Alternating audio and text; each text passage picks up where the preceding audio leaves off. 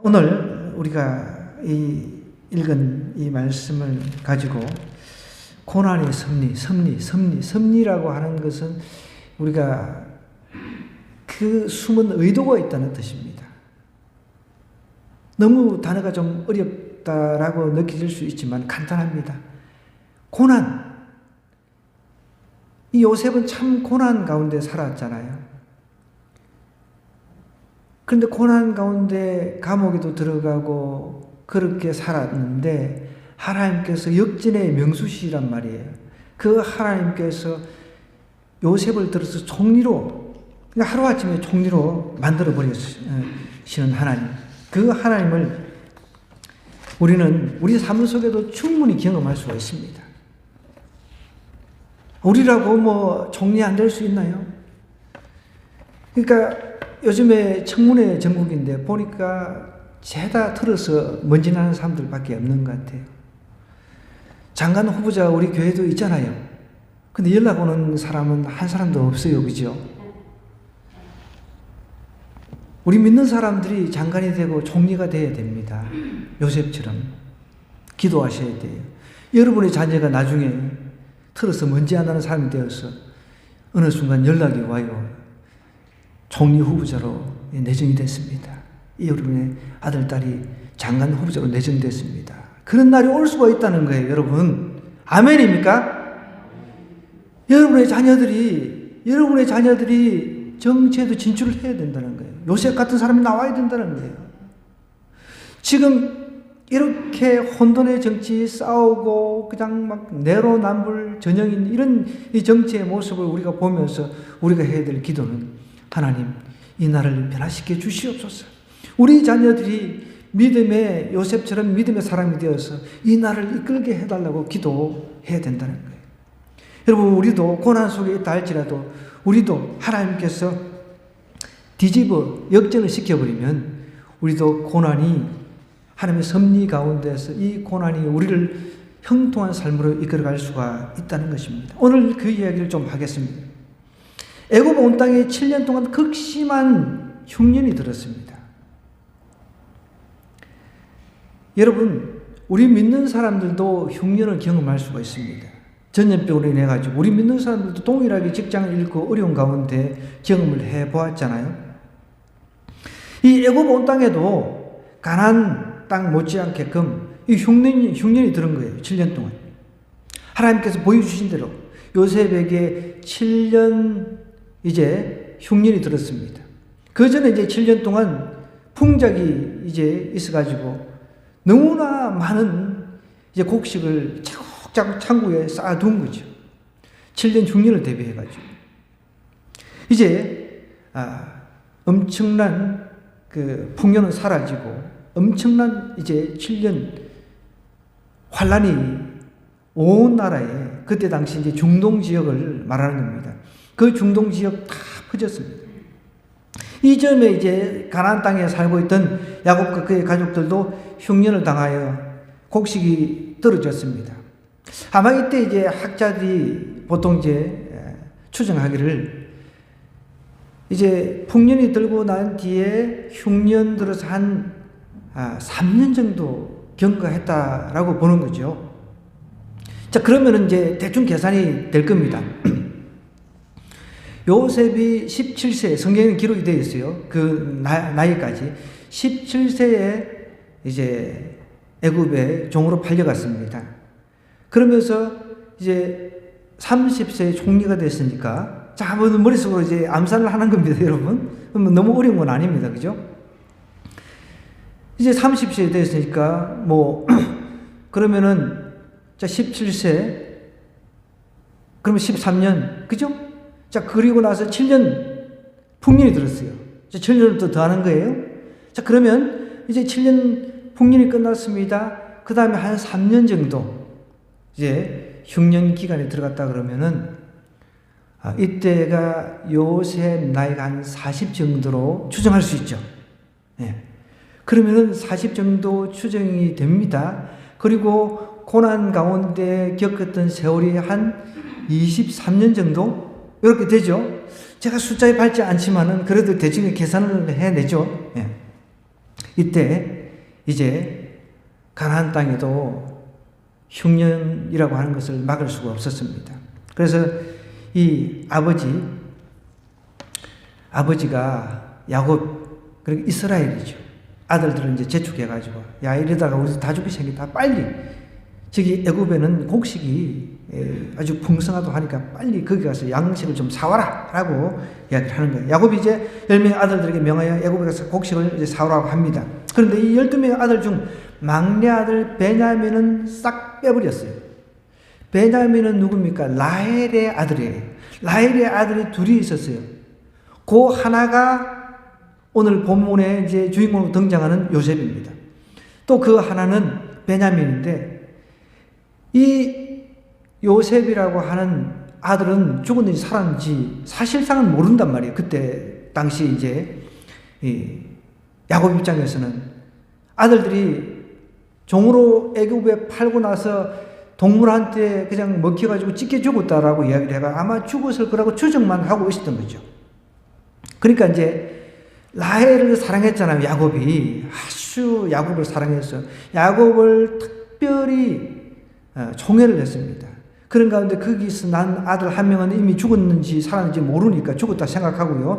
이제 그 아들 하나 요 베냐민, 얘도 혹시 무슨 일을 당할까 봐 얘는 남겨놓은 거죠.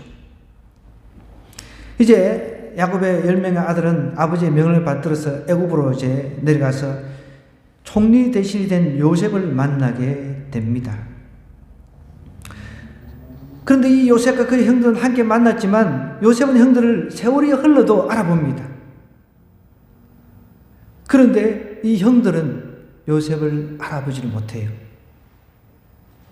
요셉은 형들과 대면하면서 자신이 예전에 애굽으로 팔려오기 전에 꾼 꿈을 이제 막 생각을 한 거예요. 아, 하나님께서 예전에, 그러니까 아주 오래전에 몇십 년 전에 꾼 꿈, 그것이 지금 현실이 되고 있구나. 이것을 딱 요셉이 딱 생각이 든 거죠. 그 꿈은 어떤 꿈입니까? 그 꿈은 곡식단이 자신에게 절을 하는 꿈이었습니다. 이제 그 꿈이 현실이 된 거죠. 요셉의 형들에게 이제 모른 채 하고 하면서 이제 아주 명예와 권력을 다 가지고 있으니까 채통을 딱 지키면서 그렇게 신문을 합니다. 형들에게 아버지 소식과 동생 베냐민에 대한 안부를 알기 위해서 끌어오는 정을 억제하면서 일부러 음하게 신문을 하고 있는 것입니다. 형들에게 아버지 소식과 동생 베냐민에 대한 안부를 알기 위해서 끌어오르는 정을 갖다 억제를 할 필요가 있었던 거죠. 그러자 형들은 자신들은 독실한 자라라고 이야기를 하는 거예요. 이 신문을 받으면서. 잘못하면 이 권력자 손에 목이 달아날 수도 있잖아요. 그때는 절대 권력 시대였습니다. 독실하다라고 하는 것은 의롭고 정직하다는 거죠. 이 요셉의 형들은 자신들이 그래도 의롭고 정직하다는 거죠. 근데 그 안에 들어가 보면은 의롭고 정직하기는 그냥 자기를 팔아먹은 존재잖아요. 이제 이것이 이제 뚜껑이 하나하나 이제 열려지는 거죠. 진실하고 남을 불쌍히 여기는 경건한 신앙을 우리는 독실하다 이야기를 하는 것입니다. 그러나 요셉의 형들은 예전에 비해 조금 나아지긴 했습니다.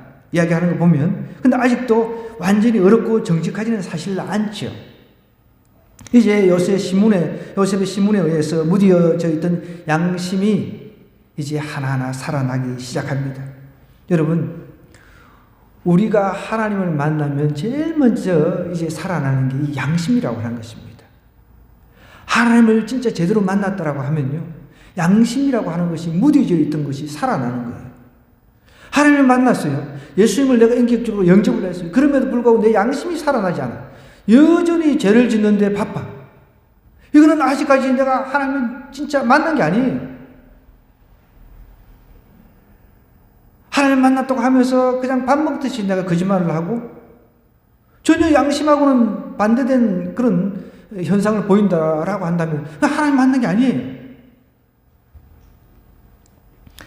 이제 이 형들에게 그 단단하게 묻어진 양심들, 이것이 이제 살아나기 시작하는 거죠. 여러분, 막노동을 하면 삽질을 하잖아요. 저도 막노동을 하면 삽질을 해보았습니다. 너무 힘들어요. 처음에 하다 보면 이게 물집이 생기거든요. 근데 물집이 이제 점점점 생기가 나중에 딱딱이 굳어지다 보면요. 아프지를 않습니다. 그 부분. 막 뜯어내도 안 아파요. 그것처럼 이 양심, 묻어진 양심이 이제 요셉의 신문을 통해서 과거가 이제 막 되살아나는 거예요. 오랜 세월. 자기 동생을 팔아먹고 아무렇지도 않은 듯 그렇게 살아가고 있는 자신의 모습에서 이제 요셉의 신문을 통해 가지고 과거에 우리가 이런 죄를 저질렀지 하면서 이제 그 무뎌진 양심이 이제 우역우역 되살아나는 겁니다. 여기 21절, 22절 한번 쭉 눈으로 한번 보겠습니다. 18절부터 제가 한번 읽어보면요. 사흘 만에 요셉이 그들에게 이르되 나는 하나님을 경외하노니 이렇게 표현하고 있습니다. 여기서 말하는 하나님은 유일신 하나님입니다. 요셉은 그때 당시 중동, 그러니까 지금으로 치면 뭐 이스라엘 그 근처에 사는 나라들 대다수가 다신교, 잡신들 다 섬겼어요. 그런데 요셉은 그래도 하나님을 경외한다 그랬습니다. 여기서 말하는 하나님은 유일한 하나님입니다. 너희는 이같이 하여 생명을 보존하라. 너희가 확실한 자들이면 정말 니네들 말 맞다나 독실한 그런 하나님을 섬기는 사람이라고 한다면 너희 형제 중 한 사람만 그 옥에 갇히고 너희는 곡식을 가지고 와서 너희 집안의 굶주림을 구하라는 거예요. 너희 막내 아우를 내게로 데리고 와라는 거예요. 그러면 너희 말이 진실함이 되고 너희가 죽지 아니하리라. 자칫 잘못하면 이거 다 생명이 그냥 뭐 죽게 생겼어요. 그래서 이제 21절입니다. 22절. 그들이 이제 양심이 살아나지요. 서로 말하되 우리가 아우의 일로 말미암아 범죄하였도다. 자기 이제 열 형제들끼리만 비밀로 우리 죽을 때까지 무덤에까지 요거는 비밀이다. 다 약속을 했겠죠. 근데 여기서 이제 들통이 나는 거죠. 그러면 이제 통역을 세워가지고 그래도 요셉은 가나안 출신이니까 이스라엘 말을 하는 겁니다. 히브리어로 이야기를 하는 거 다 알아듣죠. 그들이 서로 말합니다. 우리가 동생 일로 범죄했다. 그가 우리에게 애걸할 때 그 마음의 괴로움을 보고도 듣지 아니하였으므로 이 괴로움이 우리에게 임하도다. 인과응보, 심은 대로 거둔다는 이 일반적인 원칙을 지금 이야기를 하는 거예요. 르우벤이 그들에게 대답합니다. 내가 너에게 그 아이에 대해 죄를 짓지 말라고 하지 아니하였더냐. 그래도 너희가, 이 르우벤은 장남입니다. 장남. 근데 이 르우벤의 이 지금 이야기도 약간은 좀 모순이 있어요. 왜냐하면 르우벤도 제일 큰 맏형이 돼가지고 이제 동생들이 구덩이에 집어 던지자 하는 것을 갖다가 막지를 않았단 말이에요. 이해가 되시나요? 구덩이에 집어 던지자 화가 나가지고 미워가지고 시기 질투 때문에 요셉이를 갖다가 구덩이에 집어 던지자 할 때 야 그러면 안 돼. 그러면 안 돼. 우리 그러면 안 돼. 이거 죄 짓는 거예요. 이렇게 말리지 않았단 말이에요. 근데 여기 와서는 자기가 이제 장남이고 형이니까 야 니네들 내가 그때 죄 짓지 말라고 이야기하지 않은 이제 여기서 이제 이 책임을 전가를 시키고 있다는 거예요. 너희에게 그 아이에 대하여 죄를 짓지 말라고 하지 아니하였더냐. 물론 직접적으로 르우벤이 팔아먹지는 않았어요. 르우벤이 잠깐 제일 맏형이 어디 잠깐 나갔다 온 사이에 그냥 자기들 동생들끼리 합의해가지고 그냥 돈 받고 팔아먹었으니까 그것을 이야기했는지 안 했는지는 성경에 나와 있지는 않습니다.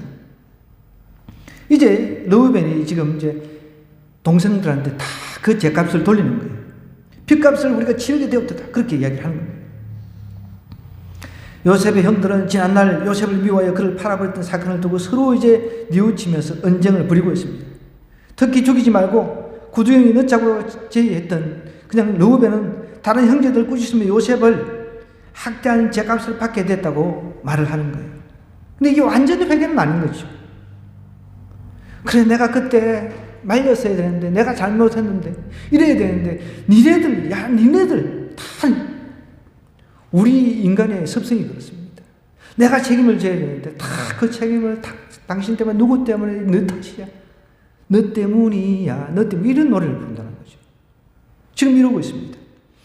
이런 소리를 듣고 요셉은 더 이상 참을 수가 없어서 자리를 잠깐 비껴가지고 한바탕 울고 왔습니다.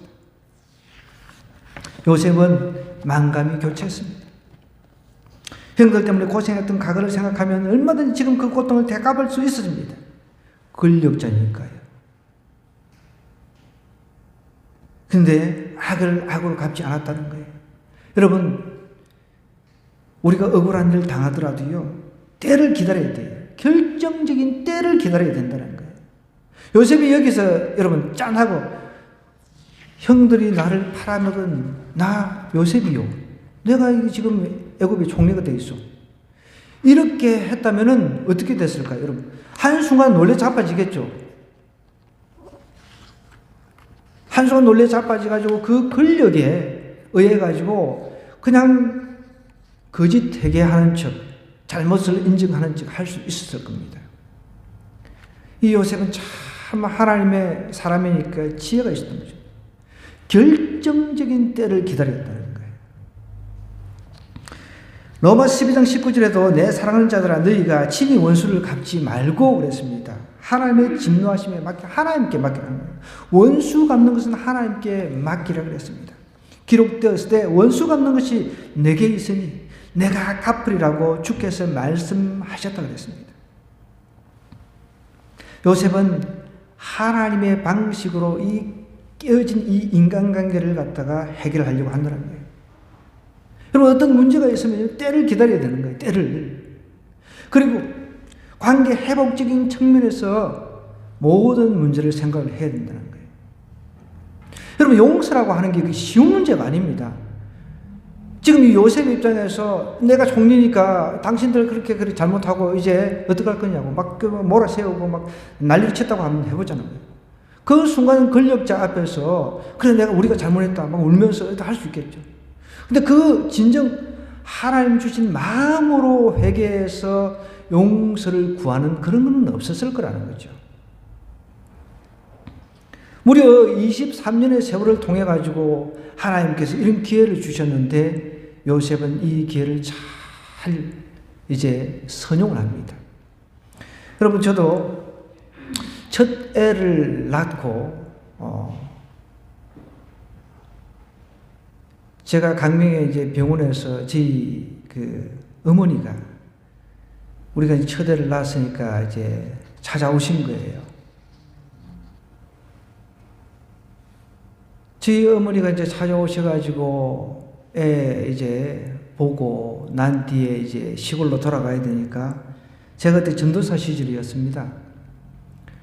전도사 시절 이제 여러 수련회 이런 데 이제 제가 신경을 쓰고 장수도 물색하고 이렇게 해야 되기 때문에 어차피 이제 수련회를 거제도에서 하기로 했기 때문에 제가 이제 거제도 내려갈 겸 해서 지 어머니를 이제 모시고 차 안에서 이제 가면서 제가 그런 이야기를 했습니다. 어머니한테 받은 상처 너무너무 힘들었다. 그랬더니 저희 어머니가 미안하다 그러시더라고요. 제가 그때 이미 제가 37에 첫애를 낳았으니까 여러분 그 전까지 물론 하나님을 제가 만났기 때문에 이미 용서를 했어요. 이미 용서를 했어요. 간간히 시골에도 내려가고 만나고 형식적으로 이야기하고 그렇지만 진정으로 나와 제 어머니와의 관계가 회복된 것은 그 시점이었습니다. 제가 그러니까 중학교 졸업하고 고향을 떠났으니까 그러니까 중학교 졸업하면 16인가요? 17인가요? 16. 그때 자 그러면은 16에 37에 그럼 몇 년 걸렸습니까? 무려 20년 걸렸죠, 저도. 그때 그 차 안에서 자기가 미안하다 한마디에 모든 그 응어리진 것이 다 그냥 사라지더라고요. 요셉은 때를 기다릴 줄 알았습니다. 여러분, 인간관계도 때를 기다릴 줄 알아야 된다는 거예요. 섣불리 했다가는 더 인간관계를 더 망쳐버릴 수 있다는 거예요. 요셉은 아주 지혜롭게 물론 자기가 여러분 총리가 딱 되자마자 가나안 땅으로 찾아가가지고 아버지 내가 왔습니다. 내가 이렇게 성공해서 돌아왔습니다. 아버지 형들이 나를 팔았어요. 그러면 어떡하겠어요? 아버지가 가만히 있겠어요? 이놈의 자식들 어디 내 아들을 팔아먹어? 하여간 집안이 그냥 뭐 콩가루 집안이 됐을 겁니다. 그런데 그러지 않고 기다렸어요. 하나님의 때를 기다렸다는 거예요. 무려 한 23년 정도를 기다렸다는 것입니다. 여러분, 우리가 인간관계 문제를 해결하려면요, 우리 방식으로 해서는 안 된다는 거예요. 때를 기다릴 줄 알고 항상 이 관계 회복적인 측면에서 우리가 이 문제를 바라볼 줄 알아야 된다는 거예요. 요셉은 예전 일을 생각하면 분노가 막 치열었겠죠. 이제는 형들이 불쌍해졌습니다. 권력자 앞에 머리를 조아리고 이런 모습을 보니까 처근해 보이는 거예요. 저도 동일한 경험이 있었어요. 저희 어머니 불쌍해 보였어요.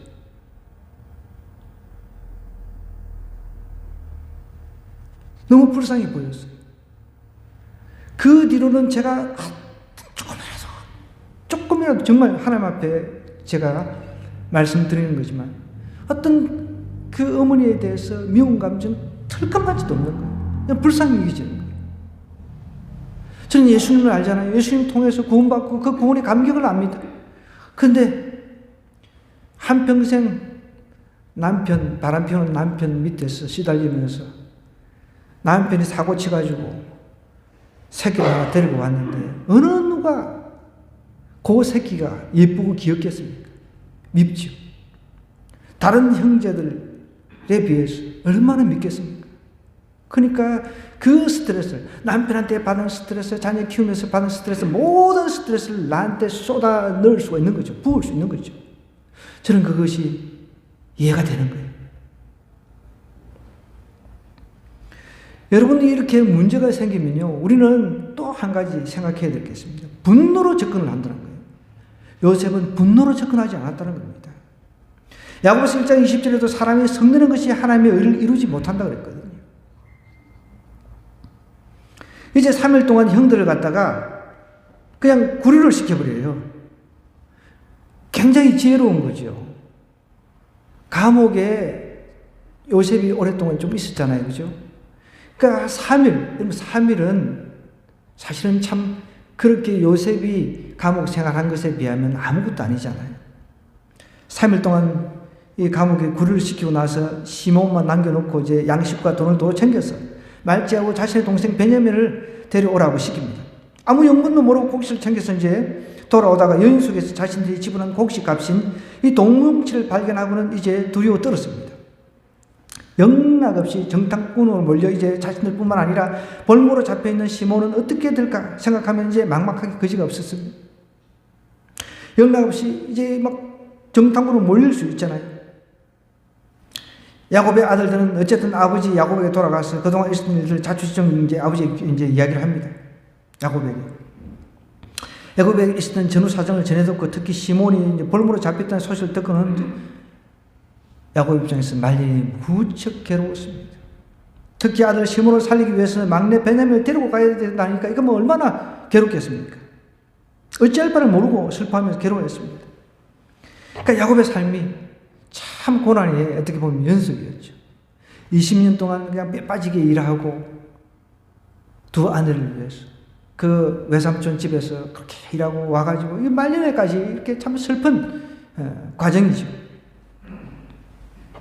말년에 좀 편하게 살다가 하늘나라로 갔으면 좋겠는데 그게 잘 안 되는 거죠. 형님을 만나서 그것도 양식 구하러 아들들을 애굽에 보냈더니 오히려 아들 하나를 또 잃게 되었다고 생각하니까 이건 뭐 참 말로 설명할 수 없는 괴로움이죠. 그중 제일 큰 아들 르우벤은 그래도 책임감을 느끼고 이렇게 이야기를 하는 거예요. 이 37절에 이렇게 보면은 그게 다 나와 있습니다. 여기 37절 한번 넘겨볼까요? 르우벤이 그의 아버지에게 말하여 이르되 내가 그를 아버지께로 데리고 오지 아니하거든 내 두 아들을 죽이소서. 내가 아버지 아들 못 데리고 오면 내 두 아들 차라리 죽이시라고 그렇게 이야기를 하는 거예요. 이게 온 집안이 지금 발칵 뒤집어졌습니다. 혼란과 위기에 빠졌습니다. 그래서 38절에 이렇게 야곱이 이렇게 얘기를 하는 거예요. 내 아들은 너희와 함께 못 내려간다. 못 간다. 그의 형은 죽었다고 지금 믿고 있는 거죠. 그의 형은 죽고 그만 남았습니다. 라헬의 뱃속에서 나온 아들은 둘이란 말이에요. 만일 너희가 가는 길에서 재난이 그에게 미치면 너희가 내 흰머리를 슬퍼하며 서울로 내려가게 함이 됨이라. 서울이라고 하는 것은 구약시대에 이제 막 음부, 아주 그냥 그 지옥 같은 그 완전한 지옥으로 보기보다는 아주 음침한 그런 장소를 묘사를 합니다. 참 지금 힘들게 된 거죠. 야곱과 그 아들들은 이러한 고통의 과정이 다 하나님의 그 섭리, 하나님께서 의도하신 그 의도 아래 있다는 사실을 모르는 거죠. 깨닫지를 못했습니다. 여러분, 이 일련의 과정은 하나님께 다 계획하시고 이스라엘 나라를 나중에 세우시고 이스라엘을 구원하고자 하는 하나님의 계획이 그 속에 있었던 거예요. 그럼 우리도 마찬가지예요. 어떤 고난 가운데 있다 그러면 그 고난 이면에 숨어 있는 하나님의 그 섭리, 의도를 볼 줄 알아야 돼요. 그 성경은 고난 당하신 내게 유익이라고 그랬습니다. 왜 고난을 갖다가 유익이라고 표현을 했을까요? 그 고난을 통해서 우리의 경험을 통해서도 보면 고난 당할 때마다 사람들은 성숙을 합니다. 물론 그 안에서 막 고난 당하다 보면 순간적으로 분노도 일어납니다. 막 하나님을 원망하고 나중에는 하나님한테 받은 거 생각해도 평생 감사해야 될 사람들이 하나님을 원망해요, 이제.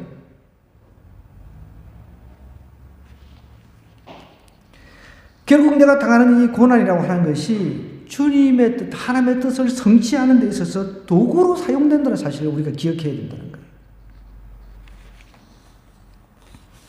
그런 것을 알면 우리가 그 고난 당함도 감사함으로 받아들일 수가 있는 거죠. 요셉은 무려 한 23년의 그 과정들을 통해서 고난을 경험을 하면서 그 안에서 하나님의 섭리를 발견했습니다. 깨달았습니다. 그래서 나중에 고백을 하는 거예요. 나로 하여금 여기에 이곳에 보낸 분은 형들이 아니다. 그러니까 그것 때문에 너무 괴로워하지 말라고. 오히려 위로를 합니다. 그러나 하나님께서 계획하신 그 계획, 그 섭리 안에 있다는 것입니다. 저도 마찬가지입니다. 동일한 선상에서 감히 우리가 요셉 같은 위대한 사람하고 제가 비교할 수 없지만 저도 하나님의 그 부르심에 응답해서 목사가 되어서 제가 그래도 복음을 들고 형제들한테 가서 이야기하고 이 영상을 찍어가지고 듣든 보지 않든 보냅니다. 또 오늘 예배 마치고 제 아들 이제 그 유니스 때 또 내려다 줘야 되니까 집에 같이 들려서 시골에 들려서 제 아버지 이제 조금 기운 차렸을 때 다시금 제가 복음을 또 확실하게 전하려고 이제 마치자마자 내려가려고 계획을 하고 있습니다. 내려가서 제가 해야 될 게 뭡니까? 복음 전하면서 이제 가정에 이 가문에 그 우상숭배 끊어야 된다는 것을 제가 이야기하려고 그래요. 기력이 별로 없으니까 저를 두드려 패고 그러지는 않겠죠. 그럴지라도 제가 할 수 있는 것은 복음을 맡은 자니까. 그래서 예수님을 영접하게 해서 천국의 시민 되게 하는 그것이 저한테 주어진 숙제니까요. 여러분 가정에도 여러 가지 일로 고난 당하는 사람들도 있습니다. 근데 그 고난이 하나님 입장에서는 그 섭리를 그 속에 가지고 있다는 거예요.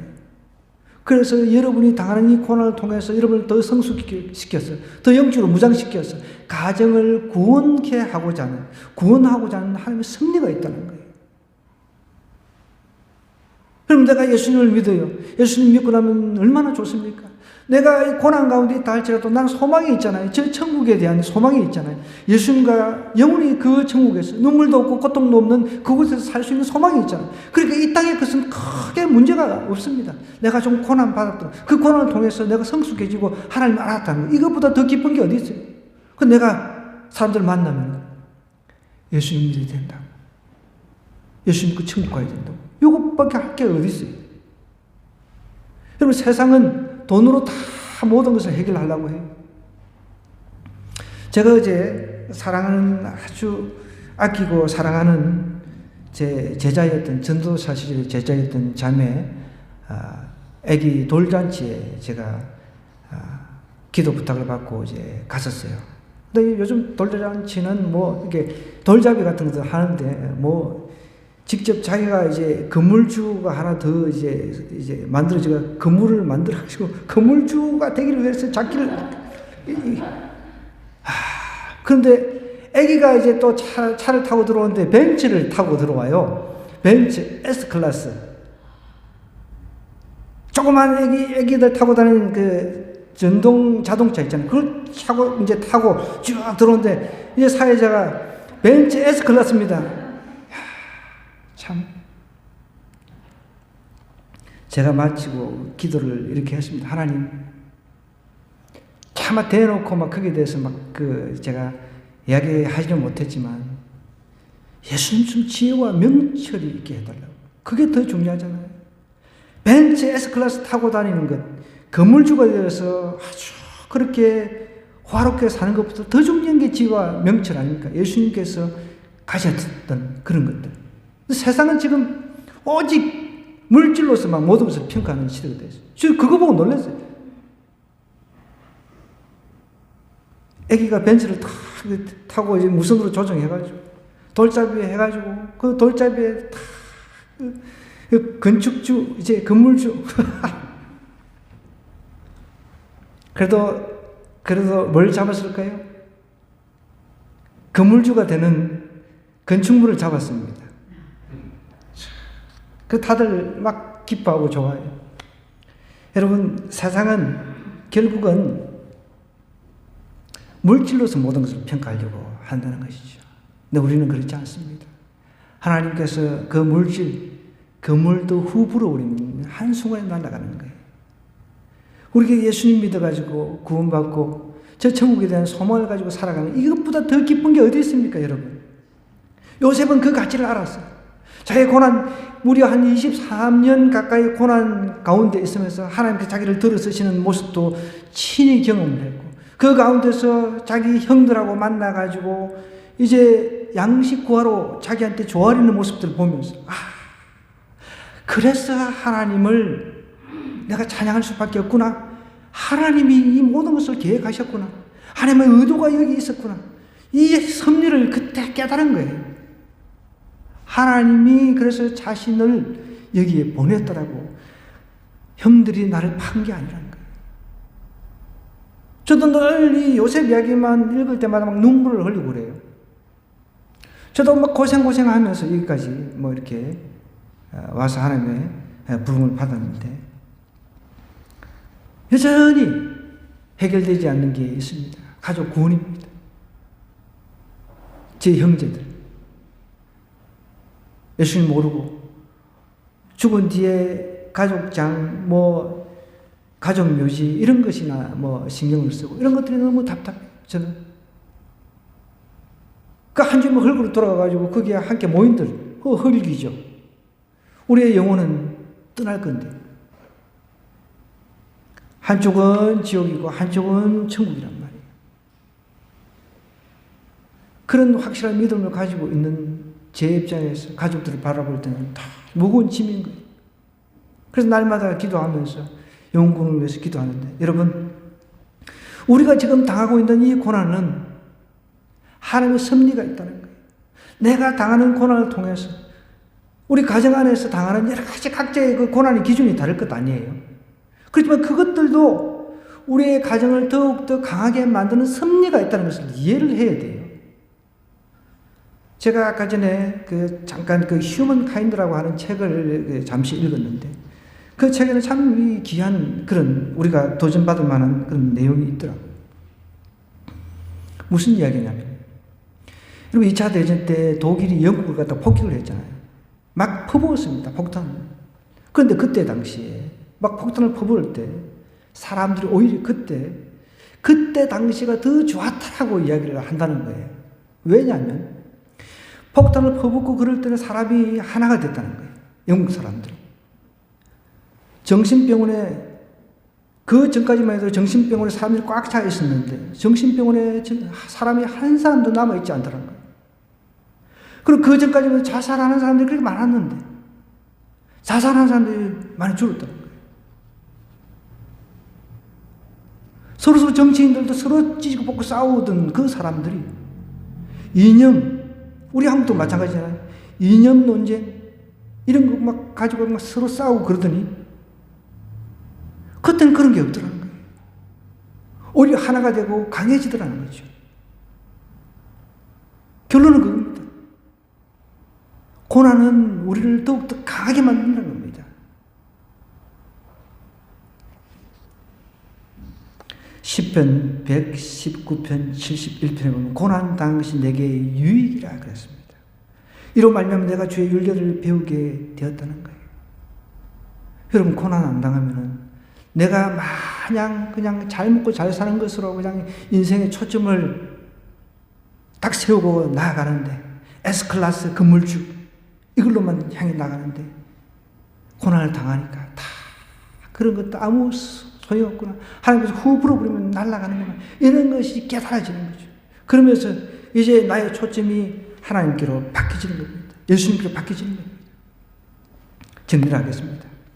고난 속에는 반드시 하나님의 뜻이 숨어 있다는 것입니다. 하나님은 환경의 고난을 통해서 우리가 변화되기를 원합니다. 변화된 사람만이 하나님의 구원사에게 쓰임받을 수가 있는 거예요. 하나님 우리를 먼저 구원하셔서 예수님을 믿고 그 예수님을 통해서 구원받은 그 감격을 가지고 나의 가족, 내 주변 이웃들, 내 친척들을 구원하기를 원하시는 하나님의 깊은 섭리가 그 안에 들어있다는 것이죠. 이런 섭리를 깨닫는 저와 여러분이 되어서 한 주간도 예수 그리스도를 만방에 증거하는 저와 여러분 되기를 주님으로 간절히 부탁드립니다. 오늘 말씀 생각하면서 우리 함께 기도하십시다. 하나님, 고난 속에 들어있는 그 하나님의 뜻을 잘 살펴보는 저희들 되게 하여 주옵소서. 그 섭리를 생각하면서 이제 이 환경의 고난을 통해서 우리가 더욱더 변화받기를 원합니다.